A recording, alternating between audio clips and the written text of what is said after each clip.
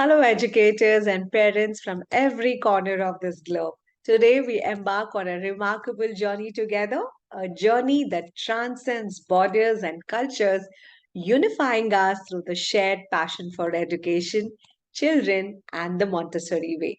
Hi, my name is Divya Madhukar, and you are watching Trend Brain. Whether you're a dedicated Montessori teacher guiding young minds to explore their potential, or a loving parent nurturing your child's curiosity at home, this video is dedicated to you. Montessori education, with its principles of child centered learning, independence, and respect for each individual, has touched the lives of countless children and families worldwide. It's a method that transcends traditional classroom, fostering an environment where children are free to explore, learn, and grow at their own pace. As we gather here today, let's celebrate this diversity of experiences, backgrounds, and perspectives that make our global Montessori community so vibrant. So in this video, we're going to be working on series of lessons which is going to delve into the heart of Montessori education. The topic of our today's discussion is on reading analysis. Whether you are here to enhance your teaching skills or discover new ways to support your child's learning through this reading exercise, then you have come to the right place. So sit back, relax, and embark on wonderful Montessori activity, which is going to be an amazing way to introduce reading to your child. Let's understand what is reading analysis and how do we do it the Montessori way. It's very simple. Now, reading analysis focuses on full sentences that allows a child to become familiar with the structure of full sentences. Now, before we begin this exercise, the child should have worked with function of words. What's function of words? Parts of speech. The child should be able to identify or know or learn about noun, pronoun, verb, adverb, preposition, conjunctions, interjunctions, adverbs, articles, and adjectives. Once the child has thorough knowledge and has learnt about these function of words, then the exercises of total reading section starts to evolve.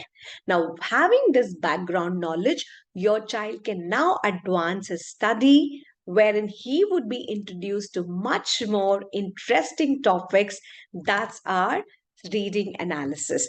Now, here is where simple sentences are given to the child, and the child is supposed to work on identifying the various parts of speech which reveals the patterns of the words in their phrases. Now, this is going to be an amazing exercise for our children. And what's the material that we use?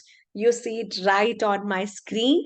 That's the Montessori reading analysis material that we would be using it. Now, what if you do not have this material in your classroom? Not to worry, this reading analysis can be presented in multiple stages. Stage one, if you don't have the material, this is where you would work on paper. You make paper material which works in a similar way. The only thing that you need to know is the structure of introducing these lessons to our children. In this entire series of reading analysis, we go step by step, working with material and working without the material using the simple paper material also. Now we're going to be working on how the child is going to absorb this knowledge. Now, what do we work on these exercises is very simple. Now, what do we do? We have learnt about this. What are the different other stages that we're going to be working? Or what is the right age that you introduce sentence analysis to the child becomes your next question. If your child is between 6 to 12 years of age, at the earliest, you can actually work on these sentence analysis. Now, what is the purpose of doing this exercise?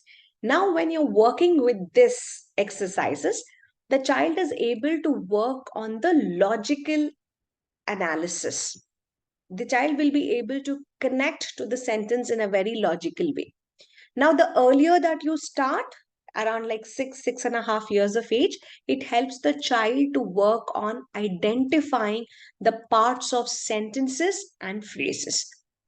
Okay, so apart from these, this material would also have certain other things.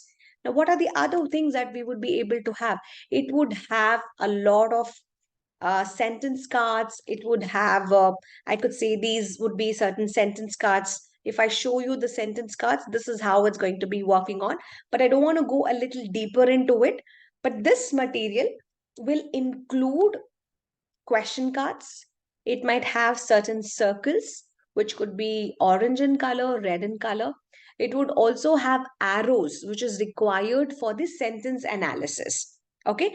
Now, what are the activities that we're going to be working here? Now, here is where we work on learning about the adverbial phrases. Now, what are adverbial phrases? It's the group of words that defines the meaning of a verb. It could also define the meaning of an adjective or an adverb. So we're going to be working on this. So when we work on these adverbial phrases, which modify other words by explaining why is it, or how is it, where is it, when is it, and what's the action that has actually occurred. So we're going to be working on all these types of adverbial phrases in this exercise. We would also learn on certain other things. What could be my other things that I'm going to be helping the children learn? The child would learn more about identifying a subject in a sentence. The child will be able to identify a predicate in a sentence. In the further lessons, we would learn more on subject, we would learn more on predicate also. Now, can we learn more on subjects, predicates, and direct objects? So, direct object is where it's like a receiver of actions within a sentence, and it's usually a noun or a pronoun. So we would also see how these are used in our sentence construction. And the fourth activity that we see in our reading analysis could be sentences which would have a subject, a predicate, a direct, and an indirect object. Now, what's my indirect object? Now, indirect object might identify to whom, to what, for what. That's the verb's action when it is performed. So we would also take few examples. We do it much in detail, and the child is going to learn and enhance their grammar skills when they are practicing these sentences and when they're able to analyze the sentences. So we invite children in smaller groups. As and when the child is learning to differentiate and divide the sentence into subject, predicate, identify the rightful direct object, indirect object, that's when we further move on to helping them identify the attributes in the sentences also. Correct? So, what could be an attribute here? Now, attribute is nothing but a word or a phrase that modifies my subject, right? So we're going to see for that also, like who is that, what is that. When you start asking these questions that define the predicate in your sentence, we're going to be also seeing. So we would be working a little bit more on questioning. The child should be able to answer those questions. The child should be able to analyze those sentences in the rightful way, and that's the right material that we're going to be working. This is just an introductory lesson to all of you, and this entire series would be broken into multiple smaller parts, and we see how these sentences can be taken in a very structured way. Again, these sentences we will divide them into simple sentence stage 1, stage 2. Again, stage 1 will have 7 different kinds of exercises with series of cards and series of sentences, and stage 2 will also have set of cards and sentences which would give us more briefer knowledge on all these exercises.